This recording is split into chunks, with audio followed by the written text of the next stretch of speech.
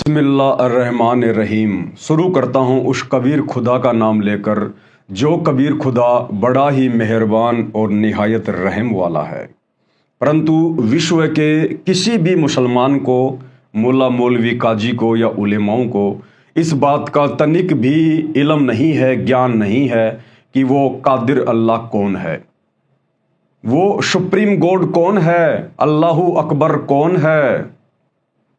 पूरे विश्व का मुसलमान समाज जिसे अपना खुदा मानकर, अल्लाह मानकर पूज रहा है, इबादत कर रहा है, दरअसल वो शैतान है। शैतान काल की इबादत पूरा विश्व का मुसलमान समाज कर रहा है।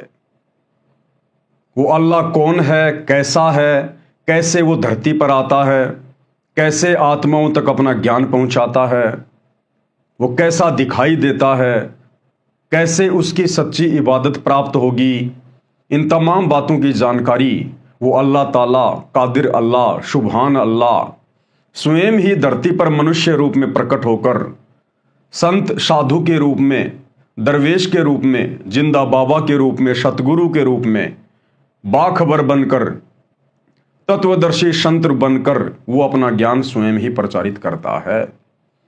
और वर्तमान में वो कादिर अल्लाह भारत की पावन धरती पर अपना कार्य कर रहा है।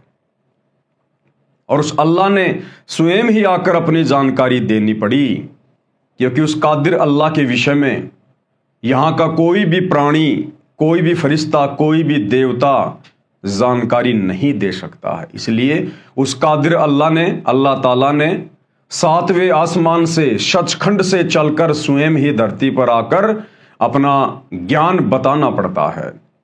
तो भाई और बहनों, उस कादिर अल्लाह का जयकारा लगाते हुए आज का वीडियो हम शुरू करते हैं। बिस्मिल्लाहिर्रहमानिर्रहीम। शुरू करता हूँ उस कबीर खुदा का नाम लेकर जो कबीर अल्लाह बड़ा मेहरबान निहायत रहम वाला है। परम पिता परमात्मा, सारी सृष्टि के रचनहार, कुल मालिक, असंख्य ब्रह्मांडों के स्वामी, जगत गुरु, तीनों लोकों में प्रवेश करके सबका भरण पोषण करने वाले राजाधिराज, आत्माधार, नाथों के नाथ, देवों के देव महादेव, सर्वेश्वर महेश्वर, मृत्युंजय, अजरो अमर, आदि अनादि, सनातनी प्रभु, जगत पिता जगदीश्वर, श्री श्री 1008 की उपाधि के वास्तविक अधिकारी, अकाल मूर्त सौद स्वरूपी राम वासुदेव, सर्वगतम ब्रह्म, परम पूज्य, प्रथम पूज्य, परम संत, परम पुरुष, परम धनी, परम दयालु, सत्य कबीर, हक्का कबीर, अल्लाहु कबीर, अल्लाहु अकबर, बाखबर, अल्लाह ताला, जगत के तारणहार, जगत के मुक्तिदाता, जगत के जगन्नाथ, हारे के सहारे, हिंदुओं के राम, मुसलमानों के अल्लाह, सिखों के वाहिगुरु, ईसाइयों के मसीह, दया के सागर दया निधि, करुणा के सागर करुणा निधि, स्वयंभू परिभू, संकट मोचन, कष्ट हरण, मंगल करण, दुख भंजन, अविगत कबीर, निर्विकार निर्विषम परमात्मा,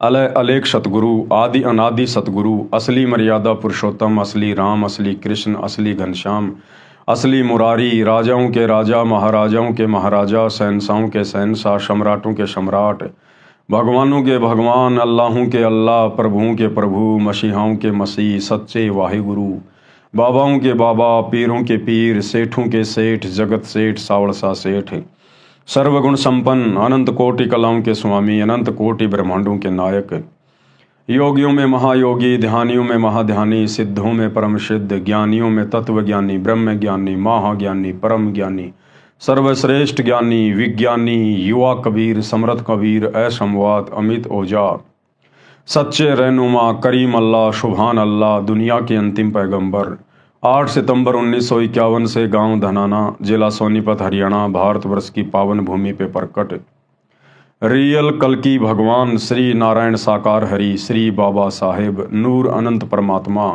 संत श्रोमणी सतगुरु रामपाल जी परमेश्वर जी के चरण कमल में लाइव वीडियो देख रहे आप और हम सभी भाई बहनों का अनंत कोटि दंडोत प्रणाम। तो भाई और बहनों, आज वो कादिर अल्लाह, समर्थ अल्लाह, अल्लाह ताला सुभान व ताला खुद धरती पर मनुष्य रूप में प्रकट है, क्योंकि अल्लाह ताला का शरीर मनुष्य के जैसा है। उन्होंने हम मनुष्यों को अपने जैसा ही बनाया है और वो परमात्मा स्वयं ही धरती पर प्रकट होकर अपना यथार्थ ज्ञान, अपनी पूजा की सच्ची इबादत बताता है। भाई और बहनों, पवित्र आसमानी पुस्तक मुसलमान नहीं समझे ज्ञान कुरान, इस पुस्तक के ऊपर 16 वीडियो बन चुके हैं। आज हमारा ये 17वें नंबर का वीडियो है। यदि आपने अभी तक शुरू से देखना शुरू नहीं किया है तो प्रार्थना है आप जी शुरू से वीडियो देखना ज़रूर शुरू करें, क्योंकि बहुत सारी बातें मुसलमान धर्म से संबंधित जो उनकी धार्मिक पुस्तकों में, पवित्र आसमानी पुस्तकों में लिखी हुई है, वो सारी जानकारी उपलब्ध करवा दी गई है प्रमाणों के साथ में, जिस जानकारी से मुसलमान धर्म के मुल्ला, मौलवी, काजी, उलेमा भी अनभिज्ञ हैं। तो आप जी शुरू से वीडियो देखना शुरू करें, तभी आपको ये पूरी कहानी समझ में आएगी। पिछले वीडियो में गुरुदेव भगवान ने बताया और कबीर सागर से ये साबित किया, सूक्ष्म वेद से, कि वो अल्लाह कबीर, अल्लाह ताला कादिर अल्लाह 650 साल पहले बनारस के काशी में कबीर दास नाम से प्रकट हुए। 120 साल उन्होंने लीला की और 64 करोड़ हिंदू मुस्लिम उस समय उनके भगत हुए, उनके शिष्य हुए, शागिर्द हुए, और हजारों की संख्या में परमात्मा ने चमत्कार किए, जिन चमत्कारों को देखकर हिंदू मुसलमान सभी उनके शागिर्द बन गए। यहाँ तक कि दिल्ली का बादशाह सिकंदर लोदी भी कबीर परमात्मा का शिष्य बन गया। तो मुसलमान भाइयों की इस गलत धारणा को गुरुदेव ने खंडित किया। जो मुसलमान भाई और उलेमा कहते हैं कि अल्लाह कभी धरती पे नहीं आता, अल्लाह बेचैन है, अल्लाह निराकार है, अल्लाह दिखाई नहीं देता, तो परमेश्वर सतगुरु रामपाल जी ने, हालांकि ये स्वयं ही अल्लाह हैं, परमेश्वर हैं, सुभान व तआला हैं, अल्लाह कबीर हैं, लेकिन अपने आप को छुपा कर ये लीला करते हैं ताकि हम इनके ज्ञान को समझ सकें। तो उन्होंने साबित किया कि 650 साल पहले भी कबीर परमात्मा भारत देश की पावन भूमि पर प्रकट हुए, 120 साल तक रहे और 64 लाख आत्माओं को अपना शिष्य बनाया, उनको अपना ज्ञान दिया। अब आज के वीडियो में हम उसी श्रृंखला में आगे बढ़ेंगे कि जब कबीर परमात्मा शिशु रूप में काशी में प्रकट होकर और नीरू नीमा को अपना मुंह बोला माता पिता बनाकर अपनी परवरिश की लीला करवा रहे थे, उसके बाद जब कबीर परमात्मा जी का नाम रखने का समय आया, नामांकन करने का समय आया, तो मुसलमान काजी अपनी कुरान शरीफ को लेकर कबीर परमेश्वर जी का नाम रखने के लिए आए। और क्या लीला की कबीर परमात्मा ने, हम आज के वीडियो में पढ़ेंगे। पवित्र आसमानी पुस्तक मुसलमान नहीं समझे ज्ञान कुरान, पेज नंबर 84। शिशु कबीर परमेश्वर का नामांकन। क्योंकि कबीर परमेश्वर जी के मुंह बोले माता पिता नीरू और नीमा को, जो पहले हिंदू धर्म में थे, नीरू का नाम था गौरी शंकर और नीमा का नाम था सरस्वती।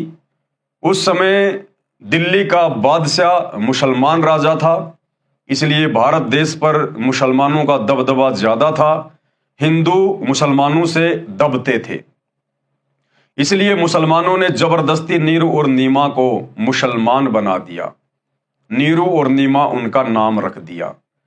तो जब कबीर परमात्मा प्रकट हुए काशी में लहरतारा तालाब पर, कमल के विकसित फूल पर, और नीरू और नीमा जब उनको अपने घर पर लेकर आ गए, जब इस बात का पता मुसलमानों को चला, तो मुसलमान धर्म के काजी उनका नामांकन करने के लिए नीरू और नीमा की झोपड़ी पर आते हैं।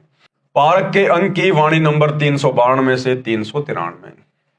गरीब काजी गए कुरान ले, धर लड़के का नाम, अक्सर अक्सर मैं फूरा, धन्य कबीर बलि जाऊं मैं। काजी अपनी कुरान शरीफ को लेकर और नीरू और नीमा के बच्चे का, जो कि स्वयं परमात्मा उनके घर में आए हुए थे लीला करने के लिए, उनका नाम रखने के लिए आ गए 2 पैसे के लालच में। और कबीर परमेश्वर ने ऐसी लीला दिखाई, उस पूरी कुरान के अंदर जो भी पेज वो काजी खोले नाम रखने के लिए, पूरी कुरान के अंदर कबीर कबीर कबीर कबीर कबीर कबीर, परमात्मा ने यही दिखाया पूरी कुरान के अंदर। तो गरीबदास जी कहते हैं, मैं अपने ऐसे समर्थ कबीर परमात्मा के ऊपर बलि बलि जाऊं, कुर्बान हो जाऊं मैं। गरीब सकल कुरान कबीर है, हरफ लिखे जो लेख, काशी के काजी कहें गई दीन की टेक। पूरी कुरान में कबीर परमात्मा ने कबीर कबीर कबीर कबीर ही नाम लिखे हुए दिखा दिए। और वो काशी के काजी जो परमात्मा का नामांकन करने आए थे कुरान को पटक कर कि भाई इस बच्चे में तो कोई प्रेत आत्मा है, क्योंकि वो परमात्मा की महिमा को क्या समझे नादान, और कहा कि इस बच्चे में कोई प्रेत आत्मा है, इन्होंने तो हमारी कुरान को भी भ्रष्ट कर दिया। वहीं कुरान को पटक के काजी भाग गए। सरलार्थ, नीरू तथा नीमा पहले हिंदू ब्राह्मण ब्राह्मणी थे, इस कारण लालचवश ब्राह्मण लड़के का नाम रखने आए। उसी समय काजी मुसलमान अपनी पुस्तक कुरान शरीफ को लेकर लड़के का नाम रखने के लिए आ गए। उस समय दिल्ली में मुगल बादशाहों का शासन था जो पूरे भारतवर्ष पर शासन करते थे, जिस कारण हिंदू समाज मुसलमानों से दबता था। काजियों ने कहा लड़के का नामकरण हम मुसलमान विधि से करेंगे, अब ये मुसलमान हो चुके हैं। ये कहकर काजियों में मुख्य काजी ने कुरान शरीफ पुस्तक को कहीं से खोला। उस पृष्ठ पर प्रथम पंक्ति में प्रथम नाम कबीरन लिखा था। काजियों ने सोचा कबीर नाम का अर्थ बड़ा होता है, इस छोटे जाति जुलाहे अर्थात धानक के बालक का नाम कबीर रखना शोभा नहीं देगा। वो अपने स्वार्थ के लिए आए थे और कबीर नाम को इन्होंने बड़ा कहकर संबोधित कर रखा है। ये अरबी का शब्द बताया गुरुदेव ने, कबीर का मतलब बड़ा, और बड़ा तो है ही भाई, क्योंकि कबीर भगवान सबसे बड़ा है, इसलिए अर्थ भी उसका बड़ा ही है। तो मुसलमानों ने देखा कि ये कबीर नाम तो बड़े घरानों के बच्चों का नाम रखने योग्य है, अगर उनका नाम रखेंगे कबीर तो हमें ज्यादा दान दक्षिणा मिलेगी। और ये तो छोटी जाति का आम मुसलमान है, आम धानक है, इसके बच्चे का नाम यदि कबीर रखेंगे तो शोभा नहीं देता। लेकिन परमात्मा ने तो अपना नाम कबीर ही रखवाना था। ये तो उच्च घरानों के बच्चों के नाम रखने योग्य है। शिशु रूपधारी परमेश्वर काजियों के मन को दोष को जानते थे। उन काजियों के मन में क्या दोष था, क्या लोभ लालच था, परमात्मा जानते थे। काजियों ने पुनः पवित्र कुरान शरीफ को नाम रखने के उद्देश्य से खोला। उन दोनों पृष्ठों पर कबीर कबीर कबीर अक्षर लिखे थे, अन्य लेख नहीं था। काजियों ने फिर कुरान शरीफ को खोला, उन पृष्ठों पर भी कबीर कबीर कबीर अक्षर ही लिखा था। काजियों ने पूरी कुरान का निरीक्षण किया तो उनके द्वारा लाई गई कुरान शरीफ में सारे अक्षर कबीर कबीर कबीर कबीर हो गए। काजी बोले इस बालक ने कोई जादू मंत्र करके हमारी कुरान शरीफ को ही बदल डाला। तब कबीर परमेश्वर शिशु रूप में बोले, कबीर परमात्मा अल्लाह कबीर अल्लाह ताला जो लीला कर रहे थे शिशु रूप में, तो कबीर परमात्मा जी ने शिशु रूप में क्या कहा, हे काशी के काजियों, मैं कबीर अल्लाह अर्थात अल्लाह अकबर हूं, मेरा नाम कबीर ही रखो। काजियों ने अपने साथ लाई कुरान को वहीं पटक दिया तथा चले गए। बोले इस बच्चे में कोई प्रेत आत्मा बोलती है। परमात्मा ने कहा भैया इस कलयुग में मेरा कबीर नाम ही चलेगा, तुम चाहे कितनी कोशिश कर लो, मेरा कबीर नाम ही रहेगा। तो काजी समझ नहीं पाए परमात्मा की लीला को, और उल्टा परमात्मा में दोष देखकर कि इसमें कोई प्रेत आत्मा बोलती है, कुरान को वहीं पटक कर कि इसने तो हमारी कुरान को भी खंडित कर दिया और चले गए। उसके बाद शिशु कबीर देव द्वारा कुंवारी गाय का दूध पीना। वेदों में जो परमात्मा की महिमा लिखी हुई है कि जब वो परमात्मा पृथ्वी पर शिशु रूप में प्रकट होता है अपनी लीला करने के लिए, उस समय परमात्मा की परवरिश कुंवारी गायों के दूध से होती है। पारक के अंक की वाणी नंबर 394 से 327। गरीब शिव उतरे शिवपुरी से अविगत बदन विनोद, मैं के कमल खुशी भये लिया इसको गोद। गरीब नजर नजर से मिल गई किया इस परिणाम, धन्य नीरू मोमिन धन्य नीमा धन्य काशी ने काम। गरीब 7 बार चर्चा करी बोले बालक बहन, शिव को कर मस्तक धर्या लिया मोमिन एक धेन। गरीब अनब्यावर को दूहत है दूध दिया तत्काल, पीवे बालक ब्रह्म गति तहां शिव भय दयाल। क्या लीला की परमात्मा ने। सरलार्थ, बालक कबीर को दूध पिलाने की कोशिश नीमा ने की तो परमेश्वर ने मुख बंद कर लिया। सर्व प्रयत्न करने पर भी नीमा तथा नीरू बालक को दूध पिलाने में असफल रहे। 25 दिन जब बालक को निराहार बीत गए, यानी बिना कुछ खाए पिए जब परमात्मा को 25 दिन हो गए तो माता पिता अति चिंतित हो गए। 24 दिन से नीमा तो रो रो कर विलाप कर रही थी, सोच रही थी ये बच्चा कुछ भी नहीं खा रहा है, यह मरेगा। लेकिन भाई वो मरने वाला नहीं था, वो तो अविनाशी उनके घर में प्रकट हुआ था। मेरे बेटे को किसी की नजर लगी है। 24 दिन से लगातार नजर उतारने की विधि भिन्न भिन्न स्त्री पुरुषों द्वारा बताई प्रयोग करके थक गई, कोई लाभ नहीं हुआ। आज 25वां दिन उदय हुआ। माता नीमा रात्रि भर जागती रही तथा रोती रही कि पता नहीं ये बच्चा कब मर जाएगा, मैं भी साथ ही फांसी पर लटक जाऊंगी, मैं इस बच्चे के बिना जीवित नहीं रह सकती। बालक कबीर का शरीर पूर्ण रूप से स्वस्थ था तथा ऐसे लग रहा था जैसे बच्चा प्रतिदिन 1 किलोग्राम 1 सेर दूध पीता हो। परंतु नीमा को डर था कि बिना कुछ खाए पिए ये बालक जीवित नहीं रह सकता, ये कभी भी मृत्यु को प्राप्त हो सकता है। ये विचार करके चिंतित थी। भगवान शंकर के साथ साथ निराकार प्रभु की भी उपासना तथा उससे की गई प्रार्थना जब व्यर्थ रही तो अति व्याकुल होकर रोने लगी। उसके बाद परमात्मा ने क्या लीला करी। भगवान शिव एक ब्राह्मण ऋषि का रूप बनाकर नीरू की झोपड़ी के सामने खड़े हुए। अब भाई और बहनों, सारे के सारे खेल कबीर परमात्मा ही करता है। वो भगवान शंकर का रूप भी इसी कबीर परमेश्वर अल्लाह कबीर ने धारण किया, क्योंकि कबीर परमेश्वर अपनी लीलाओं में किसी देवी देवताओं को शामिल नहीं करता है। यह समर्थ है। परमात्मा अनंत कोटि कलाओं का स्वामी है। ये अनंत करोड़ रूप धारण कर सकता है। परमात्मा अनंत कोटि कलाओं का स्वामी है। भगवान शिव एक ब्राह्मण ऋषि का रूप बनाकर नीरू की झोपड़ी के सामने खड़े हुए तथा नीमा से रोने का कारण जानना चाहा। नीमा रोती रही, हिचकियां लेती रही। संत रूप में खड़े भगवान शिव के अति आग्रह करने पर नीमा रोती रोती कहने लगी, हे ब्राह्मण, मेरे दुख से परिचित होकर आप भी दुखी हो जाओगे। फकीर वेशधारी शिव भगवान बोले, हे माई, कहते हैं अपने मन का दुख दूसरे के समक्ष कहने से मन हल्का हो जाता है। हो सकता है आपके कष्ट को निवारण करने की विधि भी प्राप्त हो जाए। आंखों में आंसू, जिह्वा लड़खड़ाते हुए, गहरे सांस लेते हुए नीमा ने बताया, हे महात्मा जी, हम निसंतान थे। 25 दिन पहले हम दोनों प्रतिदिन की तरह काशी में लहर तारा तालाब पर स्नान करने जा रहे थे। उस दिन ज्येष्ठ मास की शुक्ल पूर्णिमासी की सुबह थी। रास्ते में मैंने अपने इष्ट भगवान शंकर से पुत्र प्राप्ति की हृदय से प्रार्थना की थी।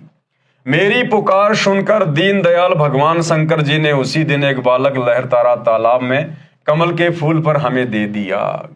शंकर भगवान ने नहीं दिया, ये तो स्वयं सारी सृष्टि का भोलेनाथ, सारी सृष्टि का महादेव, देवों का देव स्वयं ही उनके घर पर प्रकट हुआ। बच्चे को प्राप्त करके हमारे हर्ष का कोई ठिकाना नहीं रहा। ये हर्ष अधिक समय तक नहीं रहा। इस बच्चे ने दूध नहीं पिया। सारे प्रयत्न करके हम थक चुके हैं। आज इस बच्चे को 25वां दिन है, कुछ भी आहार नहीं किया। ये बालक मरेगा, इसके साथ ही मैं आत्महत्या करूंगी। मैं इसकी मृत्यु की प्रतीक्षा कर रही हूं। सारी रात्रि बैठकर तथा रो रो कर व्यतीत की है। मैं भगवान शंकर से प्रार्थना कर रही हूं कि हे भगवान, इसे अच्छा तो ये बालक ना देते। अब इस बच्चे में इतनी ममता हो गई है कि मैं इसके बिना जीवित नहीं रह सकूंगी। नीमा के मुख से सर्व कथा सुनकर साधु रूपधारी भगवान शंकर ने कहा, आपका बालक मुझे दिखाइए। नीमा ने बालक को पालने से उठाकर ऋषि के समक्ष प्रस्तुत किया। नीमा ने बालक को साधु के चरणों में डालना चाहा। बालक हवा में उठा। दोनों प्रभुओं के आपस में दृष्टि मिली। भगवान शंकर जी ने शिशु कबीर जी को अपने हाथों में ग्रहण किया तथा मस्तिष्क की रेखाएं व हस्त रेखाएं देखकर बोले, नीमा, आपके बेटे की लंबी आयु है, ये मरने वाला नहीं है। देख कितना स्वस्थ है, कमल जैसा चेहरा खिला है। नीमा ने कहा कि हे विप्रवर, बनावटी शांतवना से मुझे संतोष होने वाला नहीं है। बच्चा दूध पिएगा तो मुझे सुख की सांस आएगी। 25 दिन के बालक का रूप धारण किए परमेश्वर कबीर जी ने भगवान शिव से कहा, हे भगवान, आप इन्हें कहो एक कुंवारी गाय लाए, आप उस कुंवारी गाय पर अपना आशीर्वाद भरा हाथ रखना, वह दूध देना प्रारंभ कर देगी। मैं उस कुंवारी गाय का दूध पीऊंगा, वह गाय आजीवन बिना ब्याए अर्थात कुंवारी रहकर ही दूध दिया करेगी। उस दूध से मेरी परवरिश होगी। परमेश्वर कबीर जी तथा भगवान शंकर जी की 7 बार चर्चा हुई। शिवजी ने नीमा से कहा, आपका पति कहाँ है? नीमा ने अपने पति को पुकारा, वह भीगी आंखों से उपस्थित हुआ तथा ब्राह्मण को प्रणाम किया। ब्राह्मण ने कहा, नीरू, आप एक कुंवारी गाय लाओ, वह दूध देगी, उस दूध को यह बालक पिएगा। नीरू कुंवारी गाय ले आया तथा साथ में कुम्हार के घर से एक ताजा मोटा घड़ा 4 किलोग्राम क्षमता का मिट्टी का पात्र भी ले आया। परमेश्वर कबीर जी के आदेश अनुसार विप्र रूपधारी शिव जी ने उस कुंवारी गाय की पीठ पर हाथ मारा जैसे थपकी लगाते हैं। गौ माता के थन लंबे लंबे हो गए तथा थनों से दूध की धार बह चली। नीरू को पहले ही वह पात्र थनों के नीचे रखने का आदेश दे रखा था। दूध का पात्र भरते ही थनों से दूध निकलना बंद हो गया। वह दूध शिशु रूपधारी कबीर परमेश्वर जी ने पिया। इस प्रकार से परमेश्वर की शिशु रूप में जब वो लीला करते हुए प्रकट होते हैं तो उनके पालन पोषण की परवरिश होती है कुंवारी गायों के दूध से, जो वेद प्रमाण कर रहे हैं। नीरू नीमा ने ब्राह्मण रूपधारी भगवान शिव के चरण लिए तथा कहा, आप तो साक्षात भगवान शिव के रूप हो, आपको भगवान शिव ने हमारी पुकार सुनकर भेजा है। जगत का पेख ना पेख्या, धनी का नाम ना लेखा। करने वाले सब कुछ कबीर परमात्मा थे, ये अल्लाह ताला ही सारी लीला कर रहे थे। उस ब्राह्मण का रूप भी कबीर परमात्मा ने ही धारण किया और महिमा दी जा रही है सूखी नीमा के द्वारा भगवान शंकर को। लेकिन ये परमात्मा महिमा का भूखा नहीं है। जब वो ठीक का समय आता है जो इन्होंने निर्धारित किया होता है, उस समय पूरे विश्व में एकमात्र इस कबीर भगवान सतगुरु रामपाल जी की ही महिमा शेष रह जाती है, बाकी सबकी महिमा फीकी पड़ जाती है और वो समय अब आ चुका है। हम निर्धन व्यक्ति आपको क्या दक्षिणा दे सकते हैं? हे विप्र, 24 दिनों से हमने कोई कपड़ा भी नहीं बुना है। विप्र रूपधारी भगवान शंकर बोले, साधु भूखा भाव का, धन का भूखा नहीं, जो है भूखा धन का वो साधु भी नहीं। अब ये वाणी किसकी है भाई और बहनों? ये कबीर परमात्मा की वाणी है। तो अंत में जो ब्राह्मण वेश धारण करके आया था और उसने कहा कि साधु भूखा भाव का, धन का भूखा नहीं, जो कोई धन का भूखा वो साधु भी नहीं। तो ये वाणी ये साबित करती है कि ब्राह्मण के वेश में भगवान शंकर नहीं थे, स्वयं कबीर परमात्मा ही थे। ये संकेत छोड़ दिया परमात्मा ने लास्ट में ये वाणी बोलकर। ये कहकर विप्र रूपधारी शिव जी ने वहां से प्रस्थान किया। यही प्रमाण वेदों में है कि परमात्मा शिशु रूप में प्रकट होकर लीला करता है, तब उनकी परवरिश कुंवारी गायों के दूध से होती है। और कहां प्रमाण है? ऋग्वेद मंडल नंबर 9 सूक्त 1 मंत्र 9। अभी इमम अधन्य उत शृणंति धेनव शिशुम सोम इंद्रियाय पातवे। अभी इमम अधन्य उत शृणंति धेनव शिशुम सोमम इंद्राय पातवे। परमात्मा ने शब्दों का अर्थ भी लिखा हुआ है और भावार्थ किया है गुरुदेव ने इस श्लोक का। पूर्ण परमात्मा अमर पुरुष जब लीला करता हुआ बालक रूप धारण करके स्वयं प्रकट होता है, सुख सुविधा के लिए जो आवश्यक पदार्थ शरीर वृद्धि के लिए चाहिए वह पूर्ति कुंवारी गायों द्वारा की जाती है। अर्थात उस समय अधन्नी धेनु यानी कुंवारी गाय अपने आप दूध देती है, जिसे उस पूर्ण प्रभु की परवरिश होती है। और भाई और बहनों देखो, इस शैतान ने तो हमारे कर्म फुड़वाने से मतलब है। ये काल, ये शैतान जिसे मुसलमान धर्म के भाई बहन अपना अल्लाह मानते, अपना खुदा मानते हैं, जिसने हजरत मोहम्मद के ऊपर कुरान शरीफ की आयतें नाजिल की, ये शैतान है। और शैतान का तो एक ही काम है भाई और बहनों, हम जीवों के कर्म फुड़वाना। और देखो किस प्रकार से इन्होंने मुसलमान समाज को लपेट लिया, बहुत भयंकर तरीके से। यदि वर्तमान में धरती पर सबसे ज्यादा कोई पाप का भागी बन रहा है, सबसे ज्यादा अगर किसी के कर्म फोड़े जा रहे हैं शैतान के द्वारा, तो मुसलमान भाई बहनों के। भाई और बहनों, परमात्मा ने 6 दिन में सृष्टि रची, जो भी आदेश देना था दे दिया। उसके बाद अपने 7वें आसमान ओरिजिनल जन्नत सतलोक में सिंहासन पर जाकर बैठ गए। परमात्मा ने मनुष्यों को क्या खाना है वो भी आदेश दे दिया, पशु पक्षियों को क्या खाना है वो भी आदेश दे दिया। बाइबल उत्पत्ति अध्याय 1 साफ साफ लिखा हुआ है।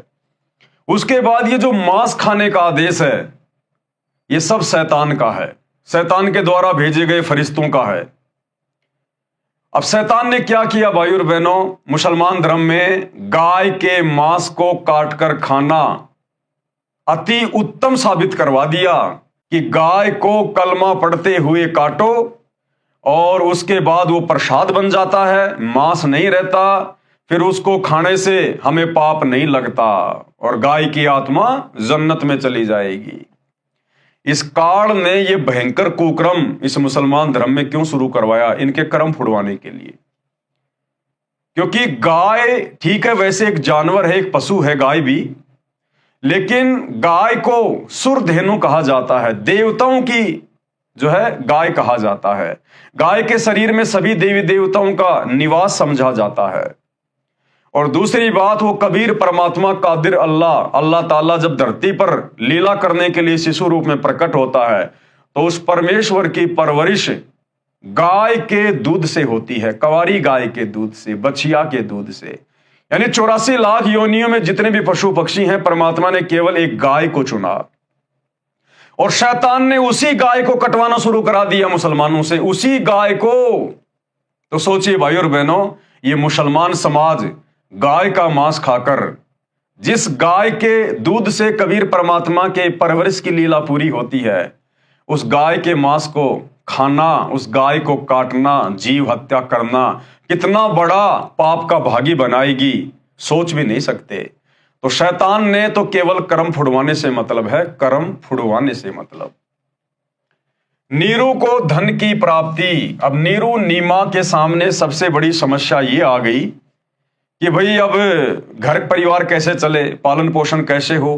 पहले तो दोनों ही थे, अब बच्चे की जिम्मेदारी भी आ गई और पिछले 25-30 दिनों से उन्होंने कोई काम भी नहीं किया, अपने बच्चे की चिंता में लगे रहे कि ये कुछ खा नहीं रहा, कुछ पी नहीं रहा, दिन रात उसी की चिंता में। तो महीने भर से उन्होंने कोई काम भी नहीं किया। तो परमेश्वर ने क्या लीला की। और ये कथा आप और हमें एक छोटी सी शिक्षा भी देगी भाई और बहनों, बहुत अच्छी शिक्षा देगी जो हमें हिम्मत प्रदान करेगी। बालक की प्राप्ति से पहले दोनों जने पति पत्नी मिलकर कपड़ा बुनते थे। 25 दिन बच्चे की चिंता में कपड़ा बुनने का कोई कार्य ना कर सके, जिस कारण से कुछ कर्ज नीरू को हो गया। यानी नीरू ने 25 दिन तक कोई काम नहीं किया, तो अपने अड़ोसियों पाड़ोसियों से, जुलाहों से कुछ पैसे उन्होंने उधार लिए अपना घर चलाने के लिए, तो उनके ऊपर कर्जा हो गया। कर्ज मांगने वाले भी उसी 25वें दिन आ गए। देखो भाई और बहनों, बहुत बड़ी शिक्षा है, बहुत बड़ी शिक्षा। जो भाई बहन छोटी छोटी बातों को लेकर अपने मन में निराश हो जाते हैं, उदास हो जाते हैं, मन में दोष पाल बैठते हैं, अंदर से टूटना शुरू हो जाते हैं, घबरा जाते हैं, उन भाई बहनों को शिक्षा लेनी चाहिए। आप और हम कबीर परमात्मा की भक्ति कर रहे हैं, जो कबीर परमात्मा नीरू और नीमा के घर पर प्रकट हुए थे, जिनकी हम एक कथा सुन रहे हैं, अमर कथा। भगवान जिनके घर में उनके बच्चे के रूप में प्रकट हो गया। आप और हम बहुत सारे भाई बहन तो अभी तक अपने गुरुदेव भगवान के साक्षात दर्शन भी नहीं कर पाए, उनके चरणों को स्पर्श करने का मौका भी नहीं मिला, और ना जाने आगे मिलेगा या नहीं मिलेगा 2028 के बाद। और वो कबीर परमात्मा नीरू और नीमा की गोद में दिन रात खेल रहा है, उनके सीने से लगा हुआ है। यानी आने वाले समय में 2028 के बाद जब इस कबीर परमात्मा की महिमा पूरे विश्व में प्रकट होगी, सतगुरु रामपाल जी भगवान की, तो हो सकता है लोगों को इनके चरण स्पर्श करने का भी ताउम्र मौका ना मिले। किलोमीटर 2 किलोमीटर दूर से ही हो सकता है दर्शन करने पड़े, और दर्शन करने का नंबर भी हो सकता है साल 6 महीने में एक बार आए, या फिर टीवी चैनलों पे ही आशीर्वाद लेना पड़े। वो कबीर भगवान नीरू और नीमा की गोद में दिन रात 24 घंटे उनके सीने से लगकर और उनको असीम शांति प्रदान कर रहा है। उनके घर में उनके बच्चे के रूप में जब चाहो प्यार करो, लाड करो, सीने से लगाओ। और उसके बाद भी वो माता पिता कितने दुखी, कितने परेशान, कितने चिंतित। कर्जा उनके ऊपर हो गया और मांगने वाले बार बार उनको धमकी देके जा रहे हैं कि फला फला दिन यदि हमारा पैसा नहीं दिया तो देख लेना, फिर झोपड़ी से बाहर निकाल देंगे। तो सोचिए, जिनके घर में सारी सृष्टि का भगवान परमात्मा कादिर अल्लाह, अल्लाहू अकबर बैठा हुआ है, जिसने पूरी सृष्टि को बनाया अपने एक शब्द से, इतना समर्थ वो जगत सेठ उस झोपड़ी में बैठा है नीरू नीमा की गोद में, और उस नीरू नीमा को लोग परेशान कर रहे, दुखी कर रहे हैं, उनके ऊपर कर्जा हो गया। सबसे ज्यादा गरीब 20-25 दिन से कोई काम धंधा भी नहीं कर पाए, और दिन रात उनको चिंता सता रही है कि मांगने वालों को क्या जवाब देंगे, दुखी करेंगे, बेइज्जत करेंगे, मार पिटाई भी कर सकते हैं, और आगे कैसे घर-बार चलेगा, कैसे परिवार का पालन पोषण होगा। कितनी चिंता उन माता पिता को जिनके घर में भगवान बैठा। तो आप और हम भगत भाई बहनों ने ये शिक्षा लेनी है। ये ना सोचना कि हम सतगुरु रामपाल जी भगवान इस कबीर परमात्मा की शरण में आ गए, घर में दरबार लगा लिया, तो कबीर परमात्मा एक ही दिन में हमारे भंडारे भर देगा, या एक ही दिन में परमात्मा हमें सारी चिंताओं से मुक्त कर देगा। ये तो कर सकता है, इसका नाम चिंतामणि है, चिंता हरण है, कष्ट हरण है, मंगल करण है, दुख भंजन है। ये तो एक सेकंड भी ना लगाए परमात्मा। लेकिन आप और हमारे कर्म युगों युगों से इस शैतान ने इतने बिगाड़ रखे हैं, अब वो धीरे धीरे सेट करने पड़ रहे हैं परमात्मा ने। तो हमने कभी भी अपने मन में ये दोष नहीं पालना है। यदि हमारे ऊपर छोटी मोटी कोई समस्या आ जाए, कोई कर्जा हो जाए, कोई उधार हो जाए, या अन्य कोई टेंशन बन जाए, छोटी मोटी कोई आपत्ति विपत्ति परेशानी आ जाए, तो हम भगत भाई बहनों ने अपने गुरुजी में और उनकी भक्ति में किसी प्रकार का कोई दोष शौपन में भी नहीं देखना है। ये परमात्मा अपने हिसाब से अपनी लीला करता है, ये अपने हिसाब से अपने भगत को चलाता है। ये तो एक सेकंड में अपने भक्तों को सेठ बना दे, लेकिन सेठ बना दिया, अगले दिन किसी के भाव इस भक्ति में नहीं रहेंगे। ये माया, ये धन, ये संपत्ति सबसे ज्यादा बाधा उत्पन्न करती है परमात्मा की भक्ति में। हमारे भाव नहीं बनने देगी, हमारी वो श्रद्धा नहीं बनेगी जो श्रद्धा परमात्मा बनवाना चाहते हैं। तो जिस घर में परमात्मा साक्षात प्रकट शिशु रूप में 24 घंटे माता पिता के सीने से लग के रहता है, और उस घर में समस्याओं का पहाड़ टूटा हुआ है, चिंताओं पर चिंताएं, एक चिंता हटती है दूसरी सामने आ जाती है, एक परेशानी समाप्त हुई दूसरी सामने आ जाती है। तो आप और हम भगत भाई बहनों ने वर्तमान में ज्ञान को आधार बनाकर अपनी आत्मा के कल्याण के लिए भक्ति करनी है। केवल सुख सुविधाओं को मद्देनजर रख के भक्ति पर नहीं लगे रहना है।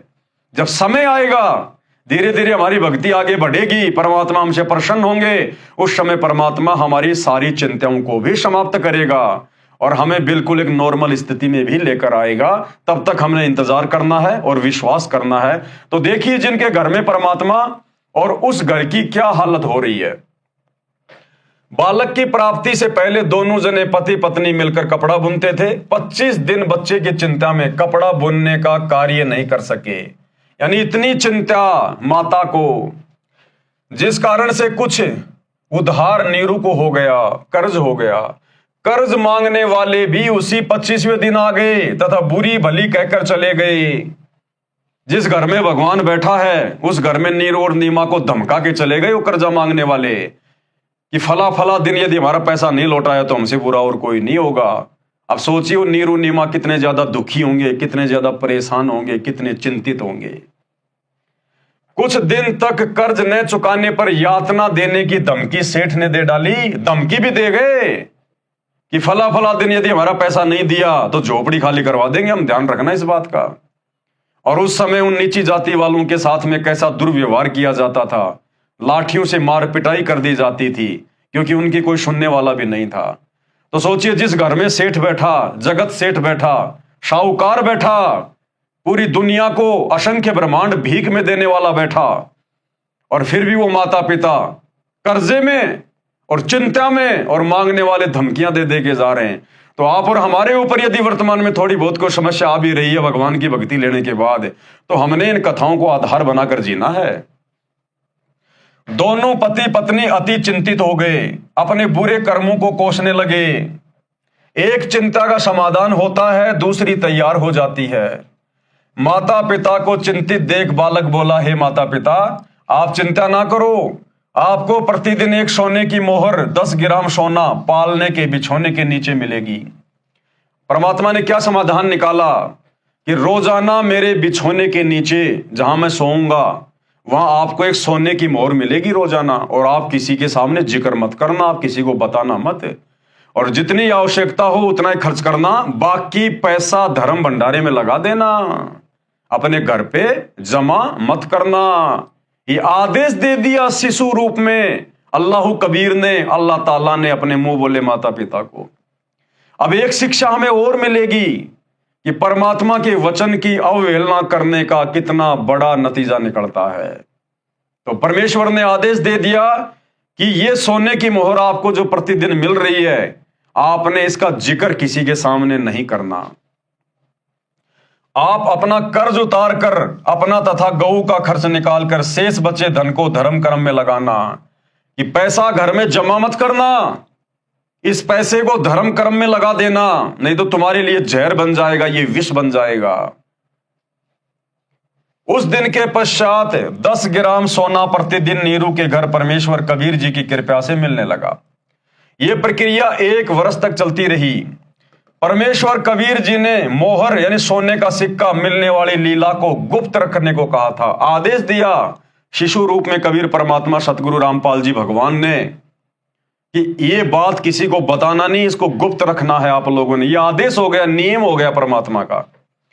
एक दिन नीमा की प्यारी सखी उस समय नीरू के घर पर आई जिस समय वह कबीर जी को जगाने का प्रयत्न कर रही थी। नीमा की सखी ने वह सोना मोहर देख ली तथा बोली, इतना सोना आपके घर कैसे आया? नीमा ने अपनी प्यारी सखी से सारा गुप्त भेद कह सुनाया कि हमें तो 1 साल से ये मोहर प्रतिदिन प्राप्त हो रही है। हमारे घर पर भाग्यशाली लड़का कबीर जब से आया है, हम तो आनंद से रहते हैं। जो आदेश दिया था शिशु रूप में कबीर परमात्मा अल्लाह कबीर सतगुरु रामपाल जी ने, ये सोना मिलने वाली बात आप किसी को बताना मत, गुप्त रखना इसको। लेकिन नीमा ने गलती कर दी और अपनी सखी को वो बातें बता दी। अगले दिन से वो सोना मिलना बंद हो गया और आजीवन उनको मेहनत मजदूरी करके जुलाहे का काम करके ही अपना भरण पोषण करना पड़ा। अगर वो परमात्मा के नियम में रहते, मर्यादा में रहते, तो आजीवन उसी प्रकार से आनंद उठाते, वो सुखी रहते। लेकिन अपने परमेश्वर का उन्होंने वचन तोड़ दिया। ठीक इसी प्रकार भाई और बहनों, आज वर्तमान में वही कबीर परमात्मा सतगुरु रामपाल जी के रूप में धरती पर प्रकट हैं। और सन 1994 से गुरुदेव भगवान हमें दिन रात सत्संग के माध्यम से आदेश दे रहे हैं। आदेश सुबह का नित्य नियम करते हैं, परमात्मा हमें कितने आदेश दे रहे हैं। नाम दीक्षा के समय गुरुदेव भगवान हमें मर्यादा देते हैं, नियम बताते हैं, वो उनके आदेश हैं और ये परमात्मा का वचन है। ध्यान रखना, ये किसी का सगा नहीं है। जब इनके खुद के मुंह बोले माता पिता ने नियम तोड़े, तो दूसरे दिन से वो लाभ मिलना बंद हो गया। इसी प्रकार यदि हम अपने गुरुदेव भगवान का कोई भी वचन, कोई भी आदेश, कोई भी मर्यादा यदि तोड़ेंगे, उसकी उल्लंघना करेंगे, तो हमारे साथ भी वही होगा। हमें भक्ति से मिलने वाले लाभ बंद हो जाएंगे और जो हमारे भाग्य में लिखा हुआ है वही मिलेगा। अच्छा तो अच्छा और बुरा तो बुरा। इसलिए हम भगत भाई बहनों ने, विशेषकर साध संगति से जुड़े हुए सत्सेवक भाई बहनों ने, यह गलती सौपन में भी नहीं करनी परमेश्वर के आदेश को तोड़ने की। जिस प्रकार उस परमेश्वर के आदेश को तोड़कर पाप के भागी बन रहे हैं हमारे ही गुरु भाई बहन जो शतलोक आश्रमों से जुड़े हुए हैं। गुरुदेव का खुद का कलयुगी परिवार, उनके बेटा बेटी, भाई बंधु, रिश्तेदार, कोऑर्डिनेटर, गुरुदेव के 2014 में हिसार जेल जाने के बाद इन्होंने किस प्रकार से गुरुदेव की मर्यादाओं की धज्जियां उड़ाई है। धनाना में बैडमिंटन का स्टेडियम बनवा दिया करोड़ों रुपए का। एक तो संगत का करोड़ों रुपया ज्योति पाठ और दान का बर्बाद कर दिया गया, परमात्मा की मर्यादा टूटी। ऊपर से गुरुदेव ने शतनाम के नियम नंबर 2 में कोई भी गेम खेलने के लिए या सहयोग करने के लिए, मोबाइल में भी वीडियो गेम खेलने के लिए साफ साफ मना किया हुआ है। और गुरुदेव के कलयुगी परिवार वालों ने, उनके मुंह बोले बेटा बेटी, उनकी पत्नी, उनके रिश्तेदारों ने धनाना गांव में करोड़ों रुपए की लागत से बैडमिंटन का स्टेडियम बनवा दिया गांव वालों के लिए, अपने शवारत के लिए, ताकि गांव धनाना में जो आश्रम बन रहा है, इस लालच में धनाना गांव के लोग हमारा विरोध ना करें और हमारा आश्रम सही प्रकार से चल पड़े। और गुरुदेव की मर्यादाओं की धज्जियां उड़ा दी। हरियाणा के जाट आरक्षण में लाखों भगत भाई बहनों को उनके धरनों पर बैठा दिया गया। करोड़ों रुपया भक्तों के ज्योति पाठ और दान का जाट आरक्षण में चंदे के रूप में दिया गया। आनंद पाल जैसे गुंडे की सीबीआई जांच का समर्थन भक्तों से करवा दिया गया। 5 लाख रुपया नगद राजपूत करणी सेना को राजस्थान के अजमेर की रैली में चंदे के रूप में दिया गया। गोहाना सोनीपत जिले की जाटों की धर्मशाला बनवाई गई। ऊपर का 5वां फ्लोर गुरुदेव के कलयुगी परिवार के द्वारा बनवाया गया। संगत का करोड़ों रुपया बर्बाद कर दिया गया। अयोध्या में जाकर काल उपासकों के लिए, जो रामलला के दर्शन करने के लिए आ रहे थे, उनके लिए 1 महीने तक वहां भंडारा लगवा दिया। काल उपासना में, आन उपासना में सहयोग कर दिया गया। और भी बहुत सारे कुक्रम जो अक्सर दास आपको बताता ही रहता है। तो सोचिए भाई और बहनों, जहां नीमा ने परमेश्वर के वचन की उल्लंघना की। परमेश्वर ने कहा था तुम्हें जो प्रतिदिन 10 ग्राम सोना मिल रहा है, इस भेद को गुप्त रखना, किसी के सामने बताना मत। लेकिन नीमा ने गलती कर दी और परमेश्वर के आदेश की उल्लंघना कर दी। उसी दिन से, अगले ही दिन से उनको वो लाभ मिलना बंद हो गया, सोने की मोहर मिलना बंद हो गया। तो भाई और बहनों, वर्तमान में वही परमात्मा धरती पर प्रकट है सतगुरु रामपाल जी के रूप में। और उनका वचन तो वही है जो पहले था, जो आज है। साध वचन पलटे नहीं, चाहे पलट जाए ब्रह्मांड। तो आज जिस प्रकार से गुरुदेव के परिवार के द्वारा और लाखों की संगत के द्वारा जो शतलोक आश्रमों से जुड़ी हुई है, आज गुरुदेव की गैर हाजिरी में जिस प्रकार से उनके आदेशों की अवहेलना की जा रही है, उनकी मर्यादाओं की धज्जियां उड़ाई जा रही हैं एक एक करके, सोचिए भाई और बहनों, इनको कैसे भक्ति का लाभ मिलेगा? परमात्मा वही है, नियम मर्यादा वही है।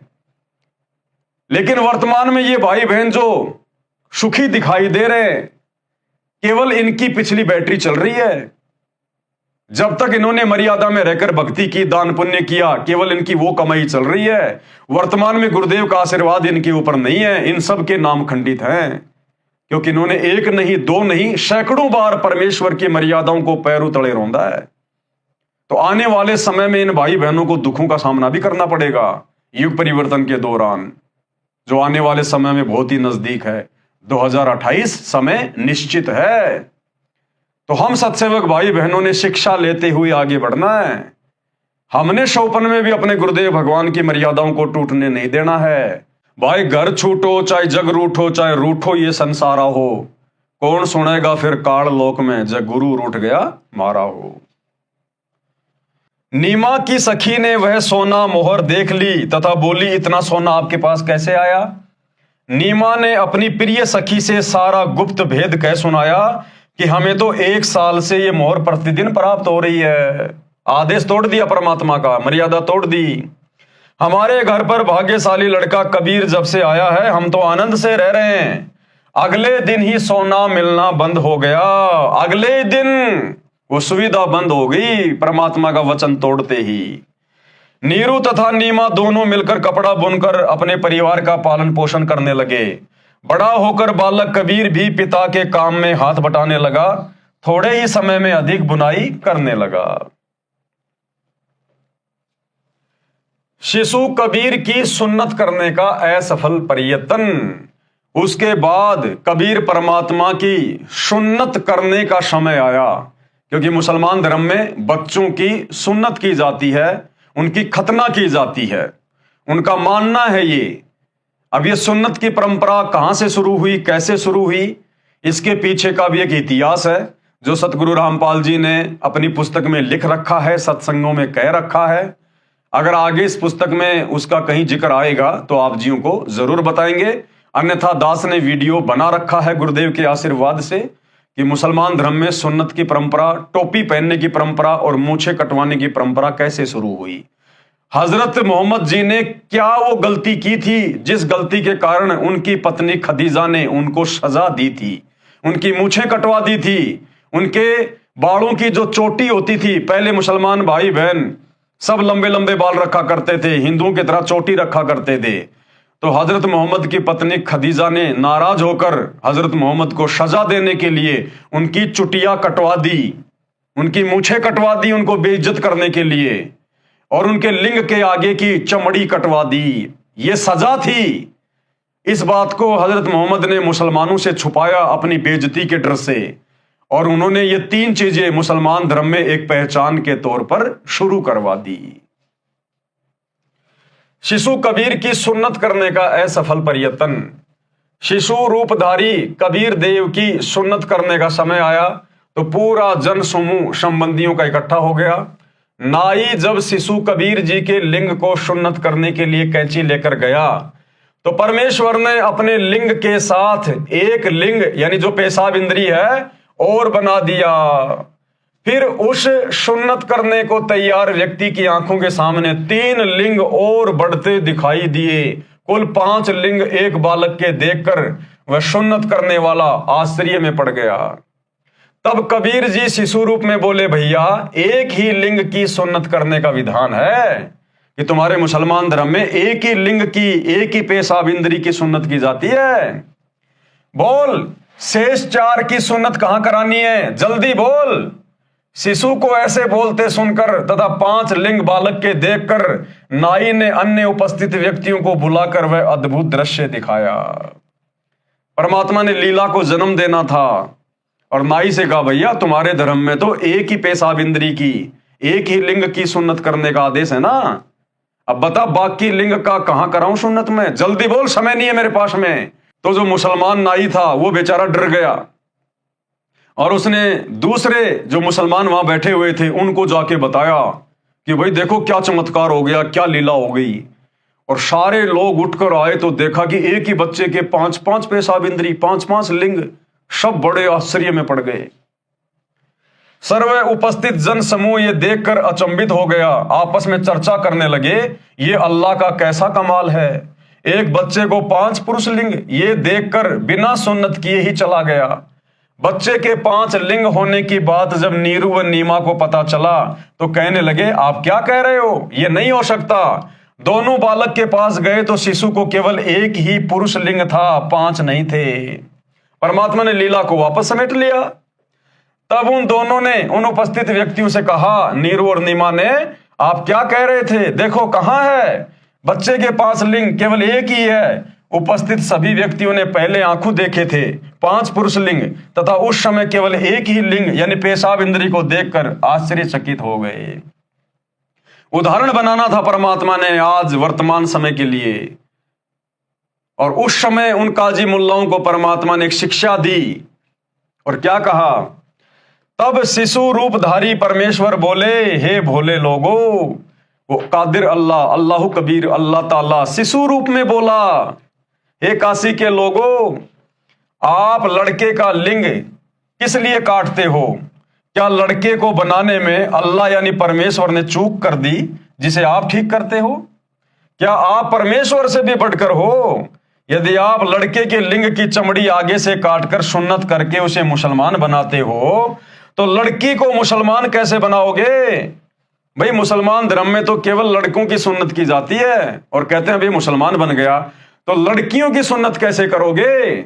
इसका मतलब मुसलमान धर्म में जितनी भी लड़कियां हैं, माता बहनें हैं, वो तो सब हिंदू हैं, वो मुसलमान तो बनी नहीं, उनकी सुन्नत तो हुई नहीं। ना वो टोपी पहनती, ना उनके दाढ़ी मूंछ होती, ना उनकी सुन्नत हुई। तो मुसलमान धर्म में जितने भी माता बहनें वो तो सारी की सारी हिंदू हैं। तो परमात्मा कहते हैं नादानो, ये तुम्हारा मनमाना आचरण है, परमात्मा का ऐसा कोई विधान नहीं है। यदि मुसलमान धर्म के व्यक्ति अन्य धर्मों के व्यक्तियों से भिन्न होते तो परमात्मा ही सुन्नत करके लड़के को जन्म देता। हे भोले इंसानों, परमेश्वर यानी अल्लाह के सब प्राणी हैं। कोई वर्तमान में मुसलमान समुदाय में जन्मा है तो वह मृत्यु उपरांत हिंदू या ईसाई धर्म में भी जन्म ले सकता है। इसी प्रकार अन्य धर्मों में जन्मे व्यक्ति भी मुसलमान धर्म व अन्य धर्म में जन्म लेते हैं। ये धर्म की दीवारें खड़ी करके आपसी भाईचारा नष्ट मत करो। ये सर्व काल ब्रह्म की चाल है। ये शैतान का षड्यंत्र है सारा का सारा, तुम्हें आपस में धर्म की जंजीरों में बांध कर बांटने का। कलयुग से पहले अन्य धर्म नहीं थे। कलयुग से पहले द्वापर युग में कोई धर्म नहीं था, ना हिंदू, ना मुसलमान, ना सिख, ना ईसाई। त्रेता युग में कोई धर्म नहीं था। सतयुग में कोई धर्म नहीं था। अगर भगवान ने ही हिंदू मुसलमान बना के भेजने होते तो सतयुग में भी मुसलमान होते। सतयुग में भी सुन्नत का काम शुरू हो जाता। सभी लोग मूछें कटवाते, मुसलमान धर्म वाले टोपी पहनते। लेकिन उस समय तो कोई धर्म नाम की चीज थी नहीं, सभी इंसान थे, मानव थे। इस कलयुग में 3000 साल के अंदर अंदर इस शैतान ने, इस काल में ये सारे धर्म खड़े कर दिए यहां पर हम इंसानों को आपस में बांटने के लिए। क्योंकि काल को, शैतान को पता था कि वो कबीर परमात्मा आएगा, उनका एग्रीमेंट है, इन जीव आत्माओं को भक्ति करवा कर सतलोक ले जाएगा। इससे पहले पहले मैं इनको इतना गंदा कर दूं, आत्मिक रूप से इतना मैला कर दूं, धर्म और जातियों की जंजीरों में इनको ऐसा जकड़ दूं कि जिस समय वो कबीर परमात्मा धरती पर प्रकट होगा संत रूप में, कोई भी उनकी बात को ना सुने और अपनी अपनी साधना को, इबादत को सच्चा मानकर और उसकी शरण से दूर रहें। तो ये सारा काल का षड्यंत्र था। कलयुग से पहले अन्य धर्म नहीं थे, केवल एक मानव धर्म यानी मानवता ही था। अब कलयुग में काल ब्रह्म ने भिन्न भिन्न धर्मों में बांटकर मानव की शांति समाप्त कर दी है। सुन्नत के समय उपस्थित व्यक्ति बालक मुख से सत उपदेश सुनकर दंग रह गए। माता नीमा ने बालक के मुख पर कपड़ा ढक दिया तथा बोली, घना मत बोल, काजी सुन लेंगे तो तुझे मार डालेंगे, वो बेरहम है बेटा। परमेश्वर कबीर जी माता के हृदय के कष्ट से परिचित होकर सोने का बहाना बनाकर खर्राटे भरने लगे। तब नीमा ने सुख की सांस ली तथा अपने सभी संबंधियों से प्रार्थना की कि आप किसी को मत बताना कि कबीर ने कुछ बोला है, कहीं मुझे बेटे से हाथ धोने पड़े। यानी इतनी चिंतित, जिसके घर में भगवान, घर में परमात्मा और प्रत्यक्ष दिखा रहा है चमत्कार कर करके। अरे भैया, महीने भर का बालक कभी बोलता है क्या? क्या इतने अच्छे अच्छे उपदेश देगा क्या? लेकिन फिर भी वो नहीं समझ पाए कि ये बालक कौन है, और फिर भी उसकी चिंता में कि कोई इसे मार ना दे, कोई इसे मेरे से छीन ना ले। ऋषि रामानंद सेऊ, सम्मन तथा नेकी व कमाली के पूर्व जन्मों का ज्ञान। ऋषि रामानंद जी का जीव सतयुग में विद्याधर ब्राह्मण था, जिसे परमेश्वर सत सुकृत नाम से मिले थे। त्रेता युग में वह वेदविद नामक ऋषि था, जिसको परमेश्वर मुनिंद्र नाम से शिशु रूप में प्राप्त हुए थे। तथा कमाली वाली आत्मा सतयुग में विद्याधर की पत्नी दीपिका थी। त्रेता युग में सूर्य नाम की वेदविग ऋषि की पत्नी थी।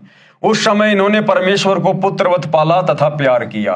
पंडित रामानंद जी, जिन्होंने 650 साल पहले जब ये कबीर परमात्मा शिशु रूप में प्रकट होकर लीला कर रहे थे, उस समय पंडित रामानंद जी ने कबीर परमात्मा के मुंह बोले गुरु की भूमिका की थी। यही पंडित रामानंद जी वाली आत्मा सतयुग में भी थी, त्रेता युग में भी थी। और जिस प्रकार कलयुग में 650 साल पहले नीरू और नीमा को कबीर परमात्मा की शिशु रूप में परवरिश करने का मौका मिला था, उसी प्रकार इस पंडित रामानंद जी वाली आत्मा को, और जो कमाली थी, जो परमात्मा की मुंह बोली बेटी थी, इन दोनों आत्माओं को सतयुग में और त्रेता युग में कबीर परमात्मा की शिशु रूप में परवरिश करने का मौका मिला था। उसी पुण्य के कारण ये आत्माएं परमात्मा को चाहने वाली थी।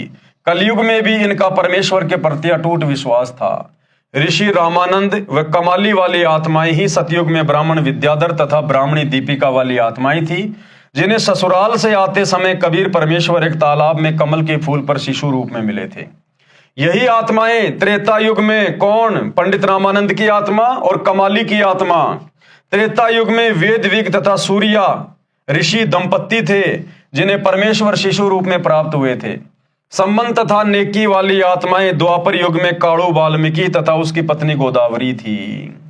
नेकी और सम्मन ये दोनों द्वापर युग में जब परमात्मा करुणामय ऋषि के रूप में आए थे तो इन्होंने परमात्मा की परवरिश की लीला की थी।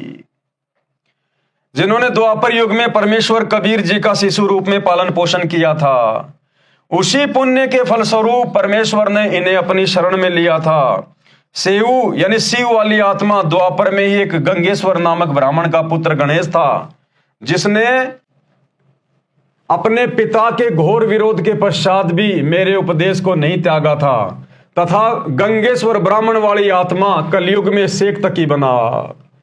यानी जो शेख तकी था, जो सिकंदर लोदी का धार्मिक गुरु था, वो द्वापर युग में सेऊ का पिता था।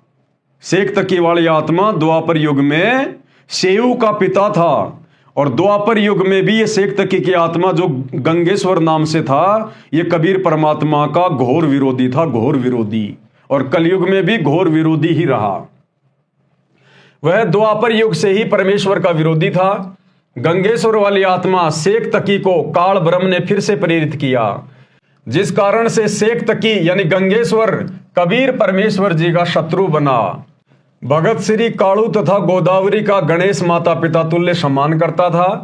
रो रो कर कहता था, काश आज मेरा जन्म आप वाल्मीकि के घर होता। मेरे माता पिता काणु तथा गोदावरी भी गणेश से पुत्रवत प्यार करते थे, उनका मोह भी उस बालक में अत्यधिक हो गया था। इसी कारण से वे फिर से उसी गणेश वाले आत्मा अर्थात सेऊ के माता पिता नेकी तथा सम्मन बने। सम्मन की आत्मा ही नौशेरवा शहर में नौशेर खान राजा बना, फिर बलक बुखारे का बादशाह इब्राहिम अदम सुल्तान हुआ, तब उसको पुनः भक्ति पर लगाया। सुल्तान इब्राहिम इब्न अदम की संपूर्ण कथा इसी पुस्तक के पेज नंबर 153 पर लिखी है। सतगुरु रामपाल जी से निवेदन है कि जब हम मुसलमान भाइयों से ज्ञान चर्चा करते हैं, उनके प्रश्नों का उत्तर हम नहीं दे पाते हैं, कृपया इसका जवाब कैसे दें। प्रश्न ये है। तो गुरुदेव ने कहा, भाई क्या सवाल है? कुरान का ज्ञान उतारने वाला अल्लाह कादिर नहीं है, ये कैसे माना जाए? क्योंकि कुरान मजीद में सूर 7:38 आयत नंबर 41 और 42 में प्रमाण है कि अल्लाह ने बंदे अयूब की पुकार सुनकर उसे कहा कि जमीन पर लात मारो, पीने के पानी का चश्मा निकलेगा, यानी फवारा निकलेगा। अयूब ने वैसा ही किया और लात मारते ही पीने के ठंडे पानी का चश्मा बहने लगा। तो मुसलमान भाई बहन कहते हैं कि हमारे अल्लाह ने, जिसको हम अल्लाह कह रहे हैं, खुदा कह रहे हैं, और तुम संत रामपाल जी के भगत कहते हो कि वो शैतान है, वो काल है। एक समय हमारे धर्म में एक अयूब नाम का व्यक्ति हुआ और उसने अपने खुदा से प्रार्थना की, तो उस अयूब ने जमीन में लात मारी, लात मारते ही पानी का फवारा निकला, चश्मा निकला। तो तुम ये कैसे कह सकते हो कि हमारा खुदा समर्थ नहीं है या हम शैतान की इबादत कर रहे हैं? तो गुरुदेव भगवान ने क्या जवाब दिया इसका? सतगुरु रामपाल जी उत्तर इस प्रकार दो।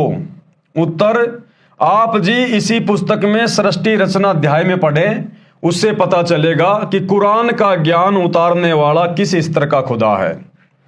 सबसे पहले अल्लाह की परिभाषा समझें। खुदा अरबी भाषा का शब्द है जिसका अर्थ है स्वामी, प्रभु, मालिक, गॉड, भगवान।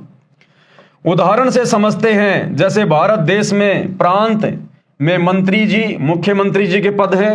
मंत्री जी केवल एक या अधिक विभाग या स्वामी प्रभु होता है। मुख्यमंत्री पूरे राज्य का प्रभु यानी मालिक होता है। अन्य राज अधिकारी भी होते हैं, जैसे पुलिस विभाग में डायरेक्टर जनरल डीजी होता है, जो पूरे प्रांत की पुलिस का प्रभु यानी मालिक होता है। उससे नीचे अन्य पद भी होते हैं, inspector general, IG, superintendent of police, SP, deputy superintendent of police, DSP, फिर थानेदार यानी एसएचओ तथा अन्य पुलिस मुलाजिम होते हैं।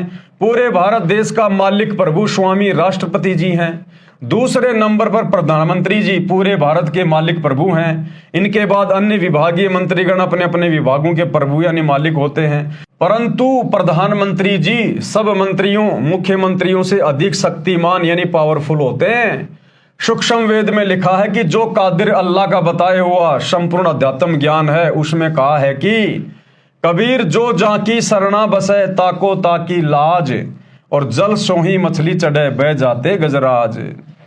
अर्थात जो व्यक्ति जिस प्रभु यानी साहब का मित्र है, वह साहब अपने स्तर का लाभ अपने मित्र को तुरंत सम्मान के साथ देता है, जो जन साधारण को नहीं मिल सकता। जैसे किसी का दोस्त थानेदार है, तो वह थाने में किसी के काम के लिए जाता है, तो उसका दोस्त दरोगा उसको सम्मान के साथ कुर्सी पर बैठाता है, चाय पिलाता है और अपने स्तर का काम तुरंत कर देता है। सामान्य जनता जन थाने में प्रवेश करते हुए भी डरता है, काम होना तो दूर की बात है। इसी प्रकार यदि किसी की दोस्ती पुलिस के डीजी से है, तो उसके लिए पूरे प्रांत में पुलिस के स्तर का कार्य तुरंत हो जाता है। जो कार्य एसपी डीएसपी थानेदार भी नहीं कर सकते, वह भी डीजी के मित्र का हो जाता है। इसी प्रकार प्रांत में मंत्री जी भी राहत दे सकता है, परंतु मुख्यमंत्री के समान लाभ नहीं दे सकता। इसी प्रकार भारत के प्रधानमंत्री जी सब मुख्यमंत्रियों व केंद्रीय मंत्रियों से अधिक लाभ दे सकते हैं। जिनकी दोस्ती प्रधानमंत्री से है, उसके काम देश में किसी भी स्तर के साहब के पास हो, निर्बाध बिना रोक टोक के हो जाते हैं। वाणी का अर्थ है कि जैसे मछली की जल से सच्ची दोस्ती है, जल की दरिया बह रही हो, उसमें चाहे 50 फुट का एकदम फाल है, ऐसे फाल पानी नीचे गिरने वाले स्थान को कहते हैं फाल। वहां पर पानी बहुत तेजी से नीचे गिरता है, उसके सामने यदि गजराज हाथियों में सबसे ताकतवर हाथी भी आ जाए, तो वह जल प्रवाह उस हाथी को भी बहा ले जाता है। परंतु मछली उस फाल के नीचे वाले स्तर पर बह रहे जल से ऊपर वाले स्तर पर यानी 50 फुट ऊपर सन्मुख सीधे चढ़ जाती है। यानी जल ने अपनी दोस्त मछली को अपने स्तर की सुविधा दे रखी है, जिसे हाथी प्राप्त नहीं कर सकता। जो जाकी सरना बसे ताको ताकी लाज, जल स्यों ही मछली चढ़ जाती और बह जाते गजराज। अब आसानी से समझ सकेंगे कि कुरान मजीद की सूर 7:38 आयत नंबर 41 और 42 में जो चश्मा यानी पानी का फवारा लात मारने से अयूब के अल्लाह ने जमीन से निकाल दिया, कारण यह है कि प्रत्येक प्रभु में अपने स्तर की शक्ति है। कुरान मजीद यानी कुरान शरीफ का ज्ञान देने वाला काल ब्रह्म, ये शैतान ज्योति निरंजन, इसकी सत्ता 21 ब्रह्मांडों पर है। उनमें से एक ब्रह्मांड के सब लोकों में जीव हैं। जिस ब्रह्मांड में हम हैं, इसका प्रभु भी ये काल ब्रह्म है। इसके स्तर की साधना करने से ये चमत्कार करता है। इसके द्वारा बताई भक्ति क्रियाओं से जन्नत स्वर्ग में सदा नहीं रहा जा सकता। जन्म तथा मृत्यु का चक्र सदा बना रहेगा। कुत्ते गधे सूअर आदि पशुओं व पक्षियों जीव जंतुओं के शरीरों में कष्ट प्रत्येक जीव को उठाना पड़ता है।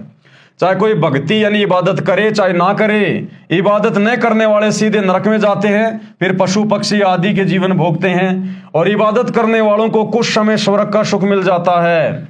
उनको भी नरक यानी जहन्नुम में गिरना पड़ता है। अन्य जीवों के शरीरों में भी कष्ट भोगना पड़ता है। केवल सृष्टि उत्पन्न करने वाले कादिर अल्लाह, जिसे गीता अध्याय 8 श्लोक 3 में परम अक्षर ब्रह्म कहा है, तथा उसी की जानकारी इसी अध्याय के श्लोक नंबर 8, 10 तथा 20 व 22 में, तथा गीता अध्याय 15 श्लोक 17, गीता अध्याय 18 श्लोक 46, 61, 62 में, तथा अनेकों अन्य स्थानों पर गीता में है, तथा कुरान मजीद की सूर फुरकान 25 आयत नंबर 52 से 59, सूर बकरा 2 आयत नंबर 255 तथा अन्य अनेकों सूरों में, जिसको संपूर्ण जगत का उत्पत्ति करता परवरदिगार व शाश्वत अविनाशी बताया है, उसकी इबादत करने से साधक यानी भगत सदा रहने वाले सुख स्थान सतलोक को प्राप्त करता है। वहां जाने के पश्चात फिर कभी काल के लोक में जन्म नहीं लेता। गुरुदेव के कहने का मतलब है कि फायदा तो शैतान की भक्ति से भी मिलेगा, क्योंकि ये भी 21 ब्रह्मांड का राजा है, स्वामी है, भगवान है, साहब है। जिस प्रकार फायदा तो आपको एक थानेदार भी दे सकता है यदि आपका दोस्त है तो, लेकिन मुख्यमंत्री के स्तर का लाभ वो थानेदार नहीं दे सकता। अपने स्तर का लाभ तो थानेदार भी दे देगा, क्योंकि वो भी अपने स्तर पर अपने क्षेत्र में पावर लेकर बैठा है। इसी प्रकार लाभ तो ये शैतान भी दे देता है, क्योंकि ये भी किस ब्रह्मांड का प्रभु है, स्वामी है, राम है, खुदा है। लेकिन इसकी भक्ति से तुम्हारा जन्म मरण का रोग नहीं कटेगा, तुम जहन्नुम का वो कष्ट भोगने से नहीं बच सकते, नरक भोगने से नहीं बच सकते इस शैतान की इबादत से, जिसको तुम खुदा मान के, अल्लाह मान के पूज रहे हो। तो वो जो अयूब था, उस अयूब को जिस प्रकार से जमीन से वो जल प्राप्त हुआ ठोकर मारने से, तो ये जो मुसलमान जिसे अपना खुदा कह रहे हैं, अल्लाह कह रहे हैं, वो शैतान इतना छोटा मोटा लाभ दे देता है, ऐसे चमत्कार वो कर देता है, कोई बड़ी बात नहीं है, लेकिन वो तुम्हारा जन्म मरण का रोग नहीं मिटा सकता। जिस खुदा का भगत अयूब था शैतान का, उसी का भगत भीम था। यानी द्वापर युग में जो 5 पांडव थे, जिनमें एक भाई का नाम था भीम, तो भीम भी काल की भक्ति करता था, शैतान की भक्ति करता था द्वापर युग में। तो कहते हैं मुसलमान धर्म में वो अयूब नाम का भगत जिस खुदा की इबादत करता था, शैतान की, उसको खुदा समझ के, उसी का भगत भीम था। और महाभारत ग्रंथ में प्रकरण है कि भीम अपनी माता तथा पत्नी द्रौपदी तथा अन्य चारों भाइयों के साथ हिमालय पर्वत पर गए। जल का अभाव था, सब प्यास से व्याकुल हो गए। भीम ने पैर को मोड़कर गोडा जमीन पर मारा, पत्थरों से मीठे जल का चश्मा बह चला, फवारा निकल गया। उस स्थान को भीम गोडा कहते हैं, जो भारत के उत्तराखंड राज्य में हरिद्वार के पास में है। तो गुरुदेव कह रहे ये तो कोई बड़ी बात नहीं है, ये छोटे मोटे चमत्कार करना ये तो शैतान के लिए कोई बड़ी बात नहीं है, लेकिन चमत्कार माध्यम से उसको खुदा मान लेना, अल्लाह अकबर मान लेना, ये हमारी नासमझी है। केवल ऐसे चमत्कार के होने से कादिर खुदा नहीं माना जा सकता। कादिर खुदा कबीर जी ने अपने भगत वीर देव सिंह बघेल काशी के नरेश के लिए जंगल में ऊंची सूखी पहाड़ी के ऊपर मीठे जल का तालाब बना दिया। 650 साल पहले जब कादिर खुदा अल्लाह कबीर दास नाम से काशी में प्रकट थे, और वीर देव सिंह बघेल जो काशी नरेश था, उन्होंने नाम दीक्षा ले ली थी कबीर जी से। और उसके बाद वो एक बार जंगल में शिकार करने गया, तो वहां पर इतनी भयंकर प्यास लगी जंगल में, कहीं कोई पानी नहीं मिला। अगर 10 मिनट पानी ना मिले तो सारे मर जाएं, इतनी भयंकर प्यास। तो कबीर परमात्मा भी उस दिन वीर देव सिंह बघेल के साथ में थे। तो परमात्मा ने फिर कहा कि भाई उस पहाड़ी के ऊपर जाकर देखो। तो वहां एक सैनिक गया, तो जाकर देखा वहां तो पानी का, ठंडे पानी का, मीठे पानी का, स्वच्छ पानी का पूरा तालाब बना हुआ है। काजू, किशमिश, सेब, संतरे, मौसमी, आम, अंगूर के पेड़ों के बाग लगे हुए हैं, और सब ने जाकर छिपकर पानी पिया और पेट भरकर उन्होंने फल फ्रूट खाए। तो ये है समर्थ अल्लाह। अरे अयूब के लिए अगर उसने जमीन से पानी का फवारा निकाल दिया, कौन सा चमत्कार हो गया। कबीर परमात्मा ने तो वीर देव सिंह बघेल के लिए तालाब का तालाब बना दिया पहाड़ के ऊपर। उसके चारों ओर फलदार वृक्षों के बाग लगा दिए, क्योंकि राजा तथा उसके साथ सैकड़ों सैनिक शिकार के लिए जंगल में बहुत आगे तक चले गए थे। वे सब भूख तथा प्यास से मरने वाले थे, प्राण जाने को हो गए थे। उनके जीवन की रक्षा की। इस करिश्मे के साथ साथ पूर्ण मोक्ष भी कबीर अल्लाह ने अपने भगत को पूर्ण मोक्ष भी प्रदान करता है। भगत को सदा सर्वश्रेष्ठ जन्नत में रहने के लिए स्थान देता है सतलोक में। ये चमत्कार तो कबीर परमात्मा कादिर खुदा अल्लाह कबीर करता ही करता है। उसके साथ साथ कबीर परमात्मा अपने भगत को जहन्नुम में नहीं जाने देता, जो उसकी सच्ची इबादत करता है। उसे 84 लाख योनियों में पशु पक्षी नहीं बनने देता, और उसे ओरिजिनल जन्नत सतलोक में भी पूर्ण मोक्ष देता है। जो जितना प्रभु यानी खुदा है, वह अपनी इज्जत रखने के लिए अपने भगत को अपने स्तर का लाभ देता है। कबीर अल्लाह ताला की समर्थता की अधिक जानकारी के लिए अध्याय हजरत आदम से हजरत मोहम्मद तक में पढ़ें, ढेर सारे प्रमाण, वो आगे हम पढ़ेंगे इस वीडियो में। अगला सवाल, कुरान मजीद की सूर 7:38 आयत नंबर 45 से 51 में हमारे यानी मुसलमानों के अल्लाह ने बताया है कि जो हमारे बंदों इब्राहिम और इसहाक और याकूब, इस्माइल और अल यश तथा जुल्किफ्ल जैसे नेक व परहेजदार होंगे उनके लिए जन्नत के दरवाजे खुले होंगे। वे वहां पर तकिए लगाकर बैठेंगे। उनके खाने के लिए बहुत सारे मेवे व फल होंगे तथा पीने के लिए शराब होगी। अब बताओ, जन्नत में शराब, और फिर कहते हैं जन्नत में सारे सुख है, वहां कोई दुख नहीं है। अरे जिस जन्नत में फ्री में शराब मिलती हो, तुम्हारा अल्लाह जिस जन्नत में तुम्हें फ्री में शराब पिलाता हो, फ्री में तुम्हारे सामने लड़कियां पेश करता हो, उस जगह कभी शांति हो सकती है?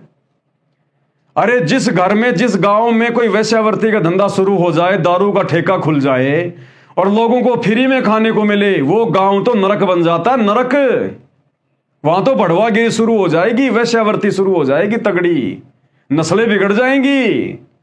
और ये मुसलमान भाई कहते हैं हमारा अल्लाह जन्नत में जाने के बाद हमें फ्री में शराब पिलाएगा है, और फ्री में वहां पर हमारे लिए लड़कियां आएंगी, हम उम्र की लड़कियां आएंगी, और फिर कहते हैं वहां बहुत सुखी हैं। अब परमात्मा सदगुरु रामपाल जी बता रहे हैं क्या है वहां।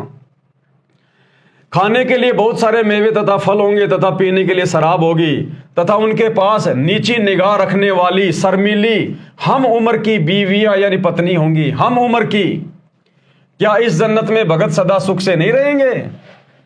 उत्तर दिया गुरुदेव भगवान ने, जहां पर शराब पीने को मिलती हो तो वहां कोई कैसे सुखी रह सकता है तथा कैसे सदा रह सकता है? आप जी इसी पुस्तक मुसलमान नहीं समझे ज्ञान कुरान में पेज नंबर 62 पर पढ़ें, पहले वीडियो बन चुका है। सर्वनाश के लिए शराब पीना पर्याप्त है।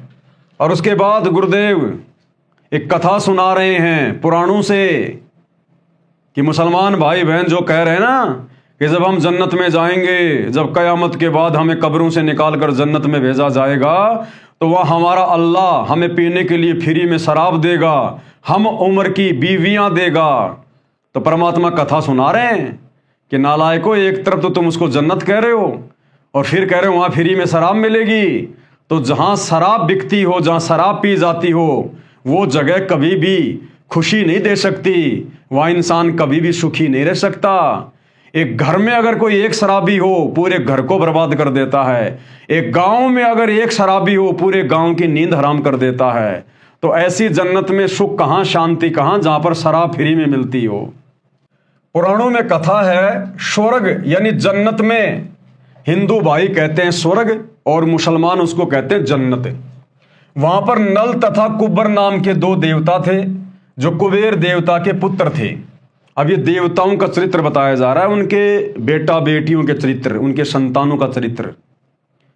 जिस स्वर्ग में जाने के लिए, जन्नत में जाने के लिए लोग साधना कर रहे हैं, इतना प्रयास कर रहे हैं, वो कितना घटिया स्थान है। यहां की तुलना में यहां से भी ज्यादा बकवाद है वहां, यहां से भी ज्यादा बकवाद। वहां केवल अपनी भक्ति का आनंद उठाया जाता है, केवल अपनी भक्ति का भोग भोगा जाता है। वहां जो कमाई हमने यहां की है मनुष्य शरीर में, कुछ समय के लिए काल हमारे को जन्नत में, स्वर्ग में भेज देता है और हम अपनी भक्ति कमाई को वहां बकवाद करके नष्ट कर सकते हैं। इससे ज्यादा वहां और कुछ नहीं है। तो देवताओं का चरित्र बता रहे हैं परमात्मा, उनके संतानों का चरित्र। स्वर्ग यानी जन्नत में नल तथा कुब्बर नाम के दो देवता थे जो कुबेर देवता के पुत्र थे। एक दिन दोनों ने शराब पी ली और एक दरिया के किनारे नंगे होकर उत्पात करने लगे। शराब के नशे में वो दोनों कुबेर देवता के बेटे, दोनों भाई, और नंगे होकर कपड़े निकाल दिए और नंगे होकर वहां पर अश्लील हरकतें करने लगे, उत्पात मचाने लगे। पास में ही एक दरिया थी, वहां पर अन्य देवताओं की बहन बेटियां, उनकी औरतें नहा रही थी और उनकी तरफ अश्लील इशारे कर रहे थे शराब के नशे में। उस दरिया में उसी स्थान पर देवताओं यानी फरिश्तों की पत्नियां, बेटियां स्नान कर रही थी, जो शर्म के मारे मुंह फेर कर दरिया के जल में गहरे पानी में खड़ी थी। ऋषि नारद जी वहां से गुजर रहे थे। नल तथा कुब्बर ने ऋषि नारद जी की भी शर्म नहीं की, उसी प्रकार औरतों की ओर अभद्र संकेत करते रहे। ऋषि जी ने उनको समझाया, परंतु शराब जो सिर में चढ़ी थी नहीं माने। तो नारद ऋषि जी ने शराब दे दिया कि तुम स्वर्ग यानी जन्नत में रहने योग्य नहीं हो। पृथ्वी के ऊपर जड़ जूनी में पेड़ों के रूप में उत्पन्न हो, दोनों की मृत्यु स्वर्ग में हो गई। दोनों पृथ्वी के ऊपर अर्जुन तथा जुमला के वृक्ष कालिदह नामक झील के किनारे हो गए। तो भैया जिस जन्नत में, जिस स्वर्ग में फ्री में शराब बढ़ती हो, वहां फिर ये होता है अश्लीलता, नग्नता, फूहड़ता, बढ़वागिरी, और फिर कहते हो हम जन्नत में जाएंगे। अरे फिर तो दारू का ठेका, ये जो बियर बार खोल रखे लोगों ने, ये फिर वो जन्नत ही तो है, और क्या है। अरे जन्नत में यही तो है। यहां जैसे बियर बार में जाओ, वहां पर शराब पियो, जो मर्जी करो, आप लड़कियों का डांस देखो, वही ऊपर हो रहा है। तो वो तो तुम यहां कर लो। अगर तुम्हें जन्नत देखने का शौक है, अगर तुम्हें स्वर्ग देखने का शौक है, तो किसी बियर बार में जाके देख लो, वहां पर क्या होता है। वही फूड़ता, नग्नता, अश्लीलता, वही सब कुछ वहां होता है। तो क्या करोगे वहां जाके?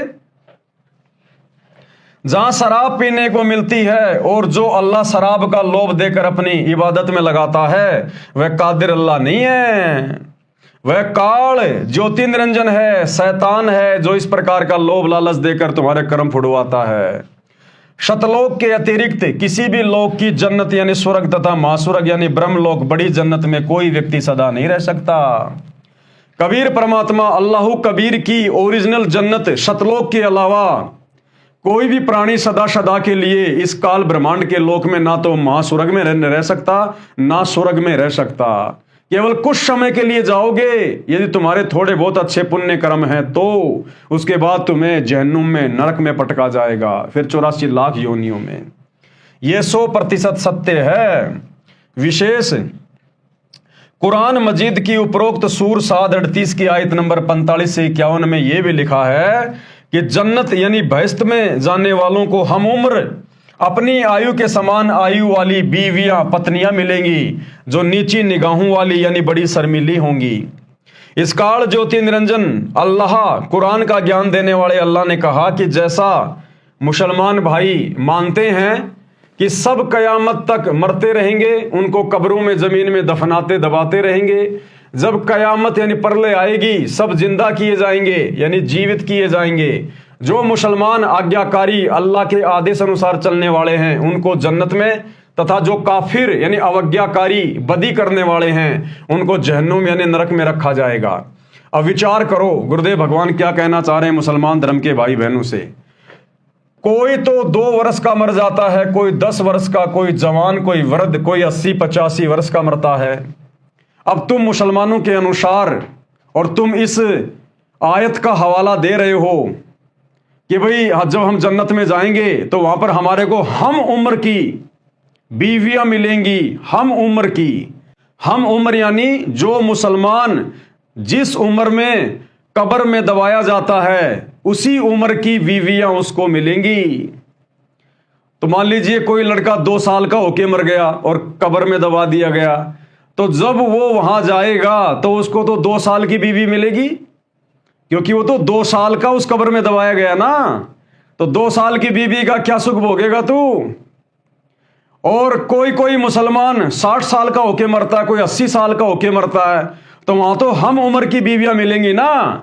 तो जो मुसलमान 80 साल का होके मरा, 90 साल का होके मरा और कब्र में दबाया गया, और जब वो जन्नत में जाएगा तो उसको तो 80 साल की बीवी मिलेगी, 90 साल की वो बुढ़िया मिलेगी। तो क्या खाक सुख है फिर वहां जन्नत में, जब 90 साल की तुम्हारे को वहां पर बीवियां मिलेंगी हम उम्र की। तो भाई ये तुम्हारा मनमाना आचरण है, तुम्हारी बुद्धि के दरवाजे बंद हैं। सतगुरु रामपाल जी भगवान ये अल्लाह अकबर आकर ये बंद दरवाजे अपना तत्व ज्ञान देकर खोल रहा है। भाई समझने का प्रयास करो, मूर्खता में मत जियो। कोई तो 2 वर्ष का मर जाता है, कोई 10 वर्ष का, कोई जवान, कोई वृद्ध 80-85 वर्ष का मरता है। उनकी हम उम्र बीवियां भी उसी आयु की मिलेंगी। 60 वर्ष के पुरुष की 60 वर्ष की बीवी होगी, 70 वर्ष के पुरुष की 70 वर्ष की बीवी होगी। ऐसे ही अन्य आयु वालों की दशा होगी। वे चाहे नीची निगाह वाली हो चाहे ऊंची निगाह वाली हो, उनको जन्नत में क्या खाक सुख मिलेगा। ये काल ज्योति निरंजन का जाल है, ये शैतान का जाल है जो तुम्हारे को भ्रमित कर रखा है मुसलमान भाई बहनों को। इसके द्वारा भ्रमित ज्ञान दिया जाता है ताकि सब मानव पाप करके यहीं जन्मते मरते रहें, नरक, स्वर्ग व अन्य पशु पक्षियों के शरीरों में भटकते रहें।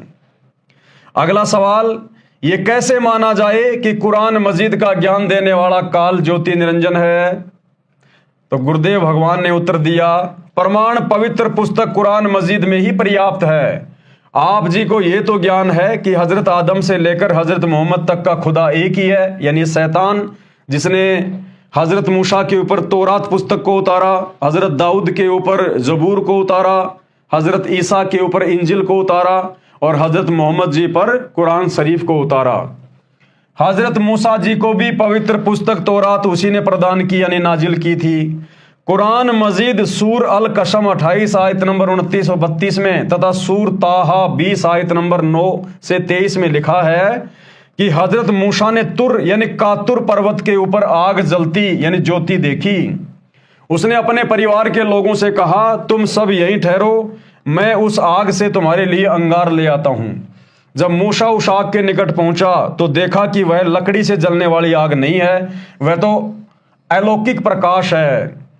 उस रोशनी से आवाज आई कि हे मूसा, मैं तेरा रब हूं। ये शैतान, ये काल, ये ब्रह्म, ये किसी के सामने अपने ओरिजिनल रूप में प्रत्यक्ष प्रकट नहीं होता, किसी को दर्शन नहीं देता।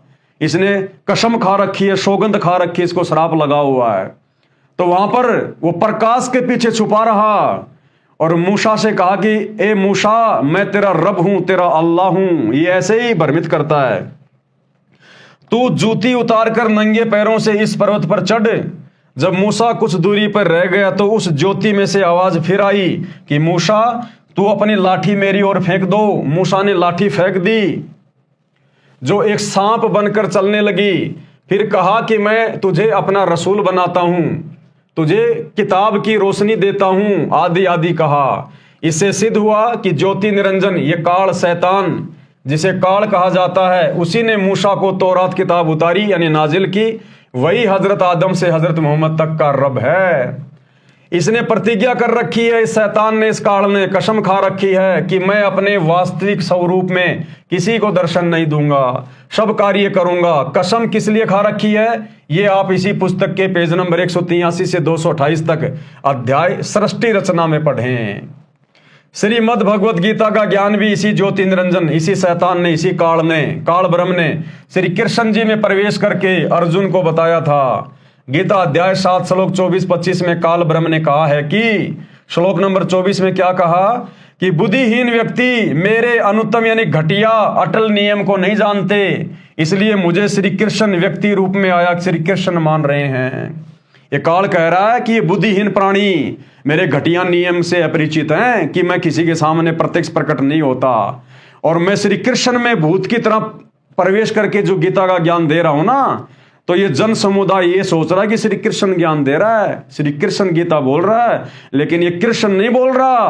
कृष्ण के अंदर मैं काल प्रवेश करके ये ज्ञान बोल रहा हूं, क्योंकि मैं इसी प्रकार से लोगों के सामने आता हूं, अपने ओरिजिनल रूप में नहीं आता।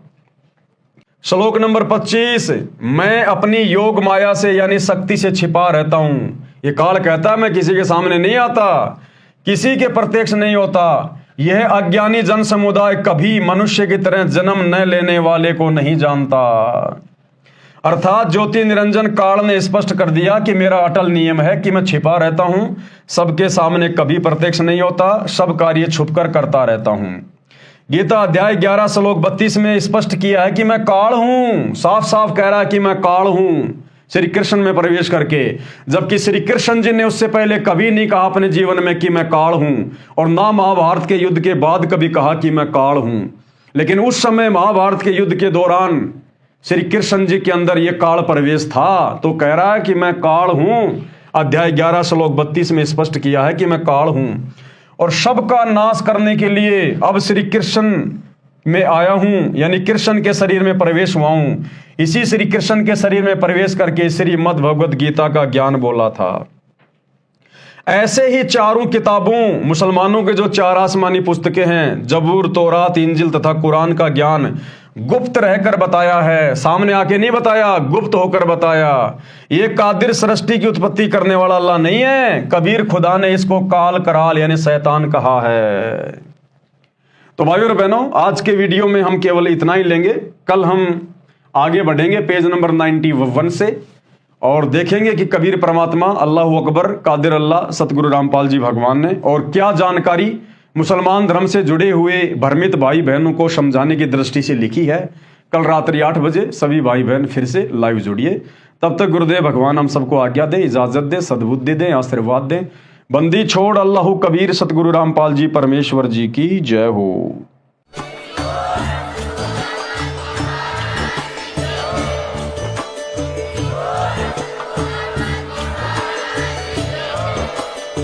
भाई जो गुरु वचन पे डट गे, कट गे फंद 84 के, कट गे फंद 84 के, कट गे फंद 84 के।